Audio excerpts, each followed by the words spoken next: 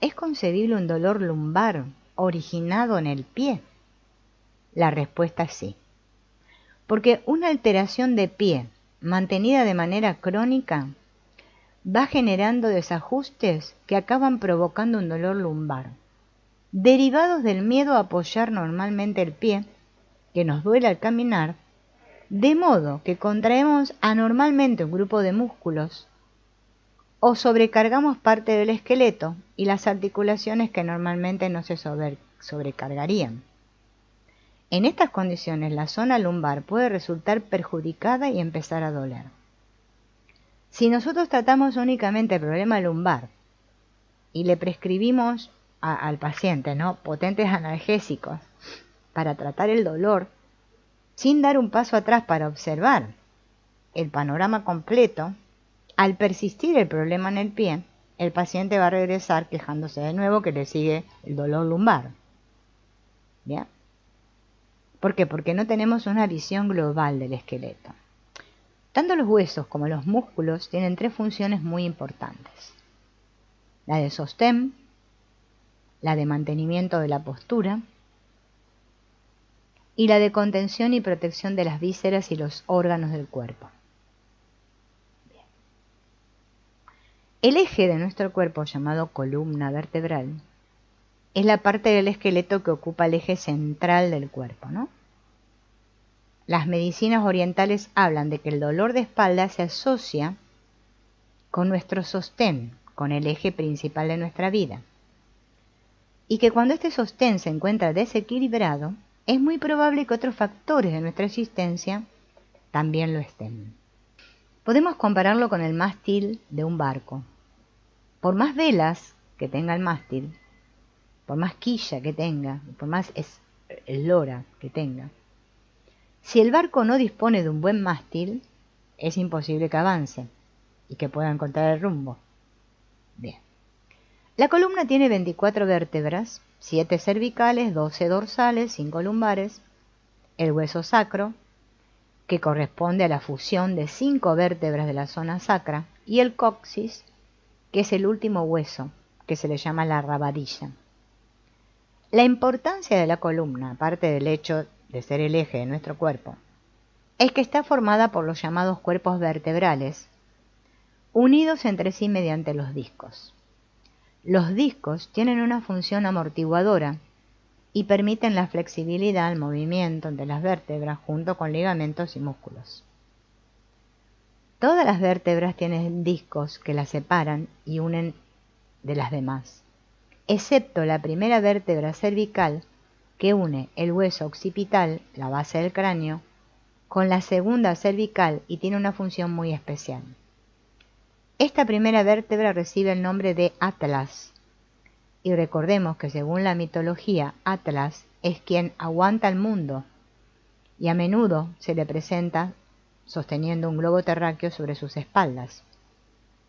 Esta primera vértebra tiene una función vital, ya que una disfunción, un mal funcionamiento, puede afectar todo el cráneo, que recordemos que aloja el cerebro, así como afectar al resto del esqueleto.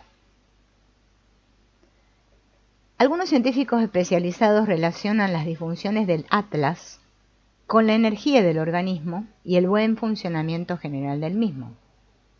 Por su parte, la columna vertebral tiene una función importante. Alberga la médula espinal, que es la prolongación de nuestro sistema nervioso. Toda vértebra está articulada con su vértebra inferior y superior mediante las llamadas carillas articulares vertebrales. Se trata de guías de movimiento que cuando flexionamos, nos inclinamos hacia atrás o hacia los lados, o hacemos un movimiento de rotación, hacen que la vértebra, junto con los ligamentos que le dan la resistencia y unión, y los discos que le dan la viscoelasticidad, permita el movimiento general y los movimientos combinados de gran complejidad. Hablamos de bloqueo, luxación o disfunción cuando una vértebra ha quedado en una de estas posiciones durante un tiempo prolongado. La causa puede ser aguda, por ejemplo, levantar un peso importante que supera la capacidad del organismo. Tenemos la sensación de que nos hemos roto y nos quedamos clavados, pero también puede deberse a un estímulo crónico por malos hábitos posturales, falta de ejercicio o problemas orgánicos. Es posible que este estímulo crónico provoque un bloqueo sostenido que desencadene una alteración nerviosa. Si el desplazamiento vertebral provoca un pinzamiento y compresión de alguno de los nervios que parten de la columna, y eso genera dolores irradiados. Los músculos son órganos contráctiles. La palabra es la unión de los términos griegos mus, ratón, y culus, pequeño. Pues eso es lo que parece el bíceps cuando se contrae. El cuerpo humano tiene unos 650 músculos, y todos ellos, por lo menos, con dos extremos, uno llamado origen y otro llamado inserción, siempre unidos a algún hueso. Tenemos músculos muy grandes y potentes, como los isquiotibiales, el psoas ilíaco o los glúteos, y también tenemos músculos muy pequeños, como el risorio de Santorini, los músculos que nos permiten reír, y finalmente hay músculos como los maceteros o masticatorios, que a pesar de ser pequeños, son los más fuertes del organismo. Muchas personas hoy en día padecen de esta enfermedad llamada bruxismo, y es algo más que una dolencia muscular. Los músculos estos maceteros son músculos interesantes, porque son la causa del bruxismo. Quien padece bruxismo realiza movimientos masticatorios incluso cuando duerme, lo cual, de no tratarse aparte del dolor en la zona de la mandíbula y la articulación temporomandibular llamada ATM, conlleva un desgaste de los dientes, especialmente los molares. Para evitarlo, uno de los tratamientos de moda son las llamadas férulas de descarga, unas placas que se colocan entre las dos arcadas dentarias durante la noche para evitar el rozamiento de las piezas dentales.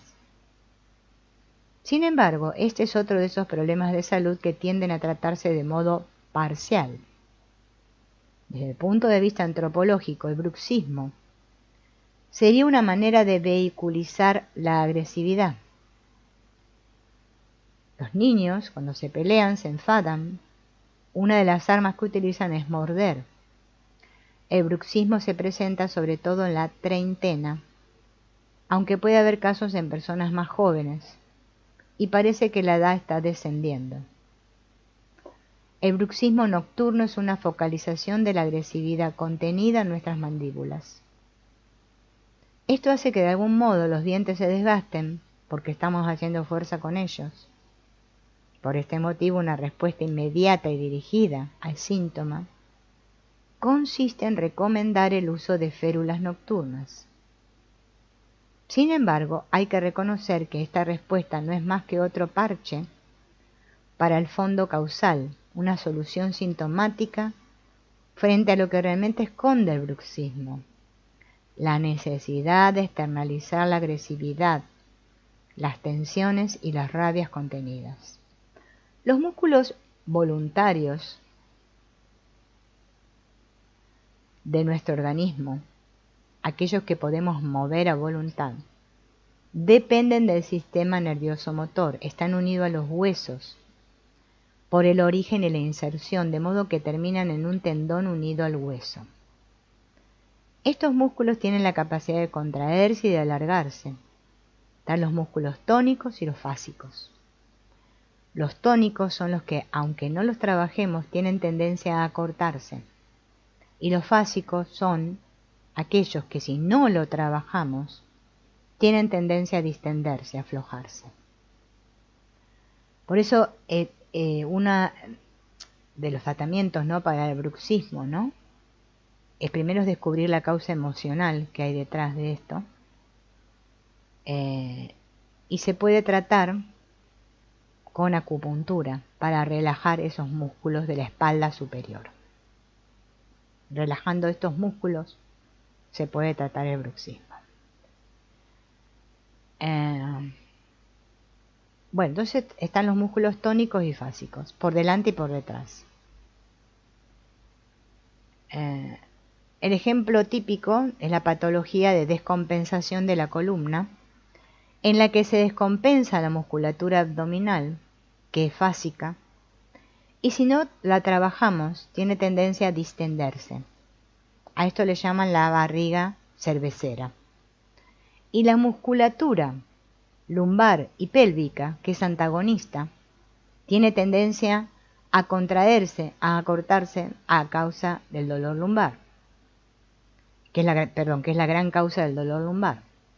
Lo ideal sería tonificar la musculatura abdominal y el cuádriceps y estirar los isquiotibiales de la parte posterior y los rotadores de cadera, en especial el músculo piramidal. Y si no somos capaces de tocar el suelo con la punta de los dedos sin flexionar las rodillas, escuchen, si yo no soy capaz de tocar el suelo con la punta de mis dedos sin flexionar las rodillas, es señal de que tengo los isquiotibiales y piramidales cortos. Bien. Todos deberíamos ser capaces de hacerlo. El problema que hay detrás de todo ello es que las alteraciones musculares provocan los desajustes articulares que finalmente se trasladan al sistema nervioso y el esqueleto. ¿Qué es primero, la falta de ejercicio y la mala dieta, o bien el pensamiento que ha provocado esta situación? Somos capaces de mirarnos, pero no nos vemos. Hay muchas personas con escoliosis, pacientes que llevan tiempo tratándose y no descubren qué es la solución a su problema, ¿no? Bien, ni siquiera se dan cuenta que tienen un hombro más bajo y otro más. Los músculos entonces juegan un papel estructural, un papel de sostén, pero también son los que nos permiten el movimiento. Y todo esto es posible por las características del músculo: la contracción, el tono muscular y la flexibilidad. Pero también porque hasta el músculo llegan unas fibras nerviosas. Bien. Músculos, tendones y articulaciones contienen los propioceptores. Son receptores propios del organismo que se ocupan de la sensibilidad interna. Están situados en músculos, tendones, articulaciones y el oído interno. Informan del tono muscular y de los movimientos corporales generales del equilibrio mediante lo que denominamos sinestesias. En los músculos se llaman uso neuromuscular, en los tendones se llaman receptores tendinosos de Golgi y en las articulaciones corpúsculos de Ruffini. Son receptores que informan al cerebro sobre nuestra posición en el espacio o la carga que podemos aguantar en un momento dado. Los llamamos aferencias, ya que son estímulos que van de la periferia del cerebro para ser gestionadas. Cuando pisamos al caminar, no pensamos cuánta fuerza tenemos que hacer, sino que simplemente pisamos. Cuando tomamos un bolígrafo para escribir, tampoco pensamos, simplemente nos ponemos a escribir. Todo esto lo hacemos gracias a la actividad de los propioceptores.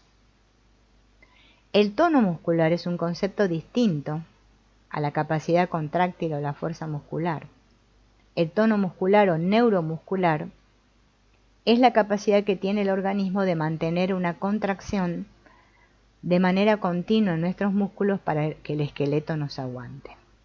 Una disfunción de los propioceptores proporcionará información aferente errónea a nuestro cerebro. La respuesta cerebral eferente descenderá por la médula y también estará distorsionada, acorde con la información errónea que le llegó, y esto produce contracciones musculares innecesarias. Como consecuencia de este desequilibrio neurológico se producen los llamados bloqueos vertebrales y articulares. El doctor Irving Korn, padre de la neurofisiología, dice: las articulaciones están sujetas a desarreglos anatómicos y funcionales. Estos desarreglos tienen repercusiones locales a distancia. Están directa o indirectamente relacionados con otros factores patológicos. Se pueden descubrir estos desarreglos e influenciar favorablemente sobre sus repercusiones locales y sistemáticas por medio de las manipulaciones. Una lesión vertebral corresponde a un segmento articular bloqueado, mantenido en este estado por los influjos de origen endógeno y exógeno, que llegan a la médula por la raíz dorsal correspondiente. En consecuencia, todas las estructuras que están bajo el control de las fibras eferentes de este segmento están expuestas a una excitación o inhibición excesivas, con lo que estarán potencialmente expuestas a lesionarse en el mismo grado. Todas las estructuras, no algunas. Las manipulaciones y determinados ejercicios específicos permiten contrarrestar estos efectos. Bien. Los músculos producen movilidad y generan energía. Esta energía se puede disipar de mejor o peor manera con la práctica correcta y dirigida del ejercicio, y siempre teniendo en cuenta los estiramientos de los músculos contráctiles.